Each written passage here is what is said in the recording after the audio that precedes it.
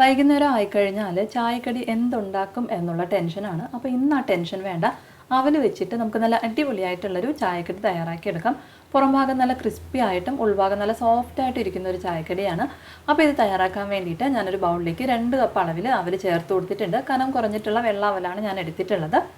ഇതിലേക്ക് 1 കപ്പ് അളവിൽ വെള്ളം കൂടി ഒന്ന് ചേർത്തതിന് ശേഷം അവൽ നന്നായിട്ടൊന്ന് നനച്ച് ഈ വെള്ളം പൂർണ്ണമായിട്ടൊന്ന് പിഴിഞ്ഞ് മാറ്റി വേറൊരു ബൗളിലേക്കൊന്ന് ഇട്ട് കൊടുക്കാം.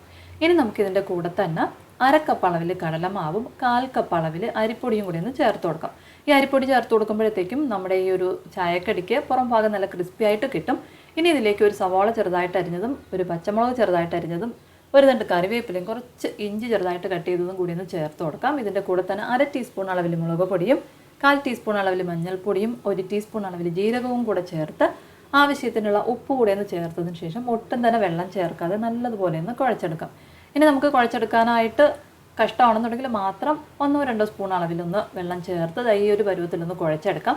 അതിനുശേഷം കുറേശ്ശെയായിട്ട് കയ്യിലെടുത്തൊന്ന് ഉരുളയാക്കിയതിന് ശേഷം കയ്യിൽ വെച്ചിട്ട് ഒരു പരിപ്പ് വടയുടെ ഷേപ്പൊന്നും ആക്കി നല്ല ചൂടായിട്ടുള്ള എണ്ണയിലേക്കിട്ടൊന്ന് ഫ്രൈ ചെയ്തെടുത്തു കഴിഞ്ഞാൽ നല്ല അടിപൊളിയായിട്ടുള്ള ചായക്കടി റെഡിയായി കഴിയും. അപ്പോൾ വീഡിയോ ഇഷ്ടപ്പെടുകയാണെങ്കിൽ ലൈക്ക് ചെയ്യാനും ഷെയർ ചെയ്യാനും മറക്കല്ലേ.